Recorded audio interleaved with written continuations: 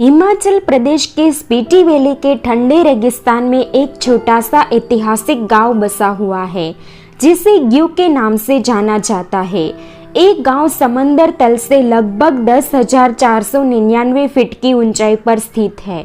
India China border के करीब बसा हुआ एक गांव जो अपनी प्राकृतिक खूबसूरती के लिए तो जाना ही जाता है, लेकिन एक ऐसी चीज भी यहाँ मौजूद है जिसे देखने के लिए लोग यहाँ दूर दूर से आते हैं। लेकिन क्या है वो चीज जो इस छोटे से गांव को इतना मशहूर बनाती है? आइए जानते हैं बी इनविंसिबल की इस वीडियो में।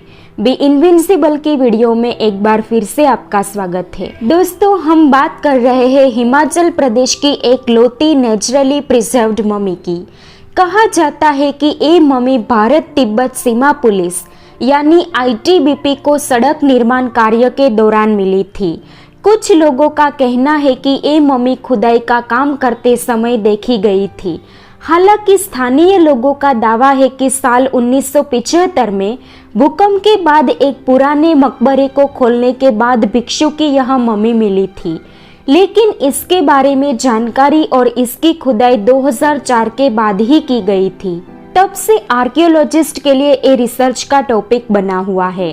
पौराणिक कथाओं में हमने अक्सर ये सुना है कि ऋषि मुनि किसी देवता को प्रसन्न करने के लिए सैकड़ों सालों तक तपस्या करते थे। उनकी तपस्या से प्रसन्न होकर देवता उन्हें वरदान भी प्रदान करते थे।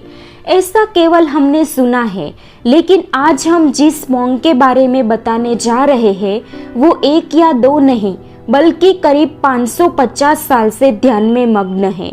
जी हाँ, स्पीति के ग्यू गांव में पाई गई ये मम्मी एक मोंकी है। हैरान कर देने वाली बात ये है कि इनके बाल और नाखून आज भी बढ़ रहे हैं, इसीलिए साइंटिस्ट इन्हें मम्मी मानने से कतरा रहे हैं। यह गांव वालों का ऐसा कहना है कि पहले ये मम्मी गांव के एक स्तूप में स्थापित थी। रिसर्च के दौरान ये बात सामने आई कि ये मम्मी करीब 545 साल पुरानी है। मम्मी बनाने में एक खास तरह का लेप मृत शरीर पर लगाया जाता है, लेकिन ग्यू मम्मी पर किसी भी तरह का लेप नहीं लगाया गया है। फिर भी इतने सालों से ये मम्मी जमीन में दबे रहने के बाद भी कैसे सुरक्षित है, ये सवाल हर किसी के मन में है। इस मम्मी के बाल और नाखून ही नहीं बढ़ रहे हैं, बल्कि गांव वालों का ऐसा भी कहना है कि एक बार मम्मी के सर पर कुदाल लगने की वजह से खून भी निकला था। चोट के उस निशान को आज भी साफ देखा जा सकता है, लेकिन ये मम्मी आखिर थी किसकी? स्थानीय लोगों के अनुसार ये मम्मी सांगा तेंजिन नाम के एक मोंक की है, जिसकी मृत्यु लगभग आधी शताब्दी से पहले 45 साल की आयु में हो गई थी। ये मोंक की मम्मी मिस्र की मम्मी से बिल्कुल अलग है, लेकिन कैसे? इसका जवाब है सोकोशिन बुत्सु यानी सेल्फ ममीफिकेशन, जिसमें जीवित शरीर को मम्मी में बदल दिया जाता है। ममीफिकेशन की ये प्रोसेस जापान में पाई जाती थी। सांगा तेंजिन ने भी यही प्रोसेस का इस्तेमाल किया था। इस ममीफिकेशन को 3 प्रोसेस के तहत अंजाम दिया जाता था। इस प्रोसेस को पूरा होने में करीब 10 साल का समय लगता था। इतिहासकारों के अनुसार देह त्यागने की इस प्रथा की शुरुआत 1000 साल पहले माउंट कोया स्थित मंदिर के कुकई नामक एक भिक्षु ने की थी। इस प्रोसेस का पहला स्टेप था खान पान बदलना।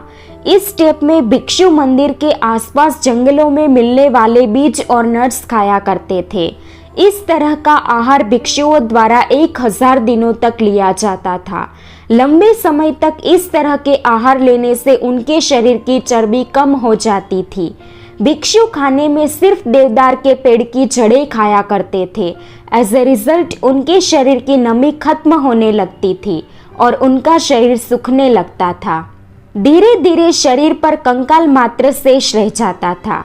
सेकंड स्टेप की प्रोसेस में भिक्षु 1000 दिनों तक उरुशी नामक पेड़ के पत्तों से बनी चाय का सेवन किया करते थे। यह काफी जहरीला होता है। इसके बाद आता है तीसरा स्टेप। यह सबसे हार्ड होता है।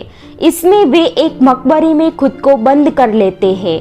यह मकबरा पूरी तरह पैक होता है। सिर्फ भिक्षु को सांस लेने के लिए एक नली बाहर निकली होती है। इससे हवा अंदर बाहर होती है। भिक्षु इस दौरान रोज मकबरे में लगी एक घंटी बजाते हैं। जब तक यह घंटी बजती है लोग मानते हैं कि भिक्षु अभी जीवित है। जिस दिन यह घंटी नहीं बजती उस दिन मान लिया जाता है कि उनकी मौत हो चुकी है। कुछ दिनों बाद मकबरा खोलते हैं और भिक्षु के शव को मम्मी बनाकर सहेजकर रख देते थे। मिस्र के इतिहास में झांका जाए तो मम्मी बनाने के लिए मृतकों की देह पर केमिकल्स का लेप लगाया जाता था, लेकिन इन भिक्षुओं के द्वारा अपनाई जाने वाली लंबी प्रोसेस और अनोखे आहार सेवन के कारण इनका शरीर स्वयं ही मम्मी में परिवर्तित हो जाता था। 3 स्टेप में होने वाली सेल्फ ममीफिकेशन में हर प्रोसेस 1000 दिनों की होती थी, जिसके कारण इसे पूरा होने में लगभग 10 सालों का समय लगता था। लेकिन सांगा टेन्जिन का ऐसा करने के पीछे क्या मकसद था? गांव के बुजुर्गों का इस मम्मी के बारे में कहना है कि 15वीं शताब्दी में यहाँ गांव में सांगा टेन्जिन तपस्या कर रहे थे। उसी दौरान गांव में बिच्छुओं का प्रकोप हो गया। गांव को इस प्रकोप से बचाने के लिए ही सांगा टेन्जिन ने ध्यान लगाना प्रारंभ किया। सांगा टेन्जिन की समाधि लगते ही गांव में बिना बारिश के रेनबो निकला और गांव बिच्छुओं के प्रकोप से मुक्त हो गया। लेकिन सांगा टेन्जिन फिर कभी नहीं उठे। खुदाई के बाद से हिमाचल गवर्नमेंट ने मंदिर की रखवाली और सुरक्षा का जिम्मा संभाला है। 2009 तक ये मम्मी ITBP के कैंपस में रखी गई थी। देखने वालों की भीड़ बढ़ने की वजह से इसे गांव में स्थापित कर दिया गया। सांगा टेन्जिन की मम्मी आज एक मंदिर में विराजमान है। उसका मुख खुला हुआ है, दांत दिखाई दे रहे हैं और आंखें खोखली है। बाल और नाखून बढ़ते रहने की वजह से लोग इसे एक जीवित भगवान मानते हैं और इसकी पूजा करते हैं। इस मम्मी को गांव वालों की धरोहर मानते हुए इसे इस गांव में ही पुनः स्थापित कर दिया गया है।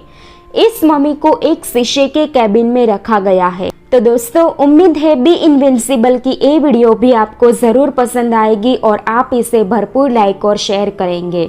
हमें आपकी प्यारी प्यारी कमेंट्स का इंतजार रहेगा। मिलते हैं नेक्स्ट वीडियो में।